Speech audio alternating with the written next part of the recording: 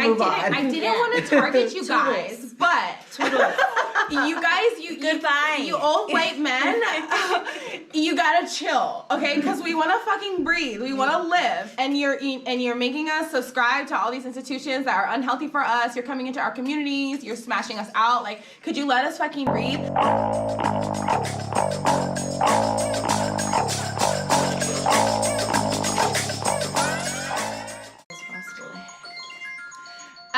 Please have your phones on. All right. Hello, everybody, and welcome to the Matriarchy podcast. I am your host, Rez. I'm here with one of our contributors on the Matriarchy show, Juju. You guys will see her a lot on different episodes and solo and with different guests here. And today, our special guest 1800, if you're watching, we love you. Listen. And we've been drinking you, so if I slur again, it's their fault. Anyway, Chloe Cole Wilson is in the fucking building. And we're gonna talk some shit. We're just gonna talk about all kinds of shit. I mean, I've known Chloe for a while. I've known Chloe for, I don't know if it's been a whole decade, but it's been close. It's been close, actually. Yeah, almost. Right, like, okay, 2012. Because when did we meet? Yeah, like 2012, right? We were at NAC. 8 years, 84 years. Yeah, we met. we were young, and we were in I think we were in like contemporary dance class. Oh yeah. With Tabitha. Oh yeah. Oh. You remember? Oh my god. What's the story on Did Tabitha? you both chuckled. Oh, you know why we chuckled? Tell me. We can't dance. So I dance, but like the class in unison could not dance. So like when I said Tabitha, I chuckled because if you've ever seen Tabitha, you're in for a surprise. It's like, are you on Twitter, Juju?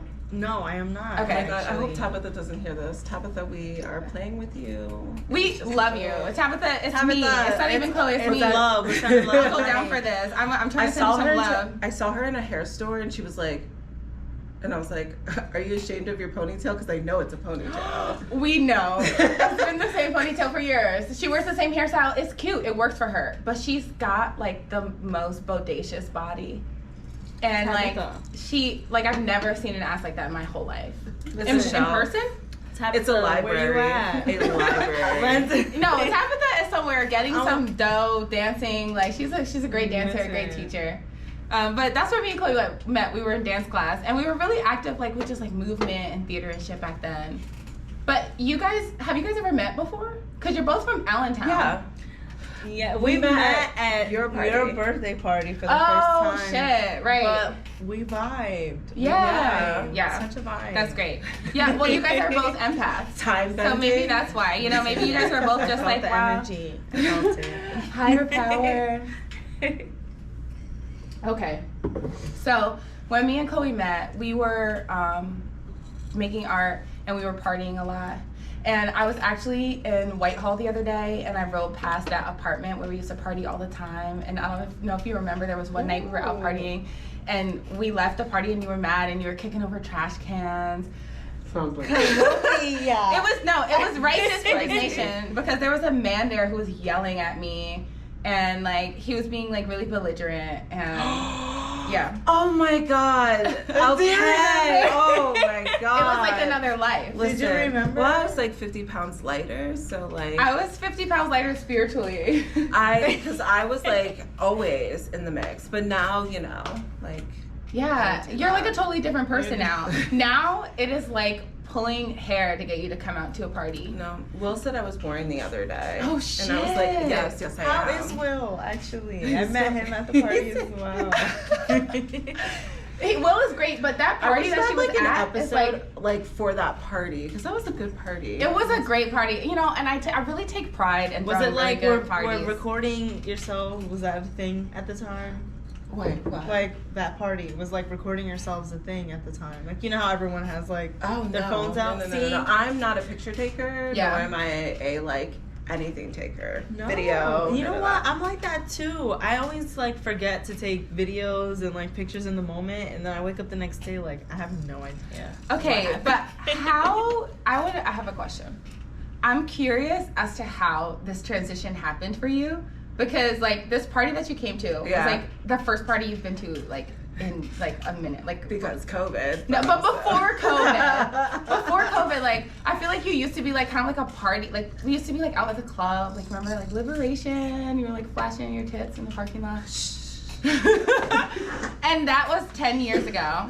And now you're here and you're wearing a beautiful like burgundy like maroon blazer. You're like all grown up. So like I want to hear about like some of the like progressions that you've made. Like what has changed? What is stopping you from going out and being like some rager? Well, I can't because I am a program coordinator for LGBT drop-in centers. So like a lot of what I do has to be in good role model, you know what I mean? Yeah.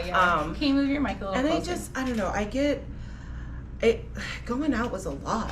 It's a lot to do. Like you have to get dressed, you have to put the makeup on, you gotta have the perfect outfit, you gotta have all of these elements happening. And now I just don't feel like figuring out those elements, because like getting dressed is so anxiety inducing. Like no, seriously, it's like you know, like you feel, you're like, all right, the top is great, but the pants make me look like Shrek. And then like so are you one of those people that changes their clothes multiple times before they leave the house? Yes. Wow. And I have to at least take one accessory off. I am too. I read that in like in style. You have to what? Take one accessory off before you leave the house. That's interesting. It's I don't know. That's what, you know. Clearly I have to layer it on. Is it like a positivity thing, or is it just like I have no idea. Maybe I'm wearing too much? Okay. You know, but yeah, see, I you forget do that too. You change your clothes like a few times before you leave. No, I usually have an idea of what I'm gonna wear, so like I'll change like my pants once or twice, but like that's about it. But I always wear too much. Always. It doesn't matter where I'm going. I'm like, hey. Now who's calling it too much? Like, what are you saying? You're overdressed? I mean, I've heard that before. Yeah, like usually I'm like, okay, I have on a fur coat, and everyone's like, where are you going? I'm like, oh, I'm just. I don't even believe getting some in that. wraps. Right. Like, I don't believe that you have to dress. I just want to stunt real quick. Right. You know, I just want to feel fancy.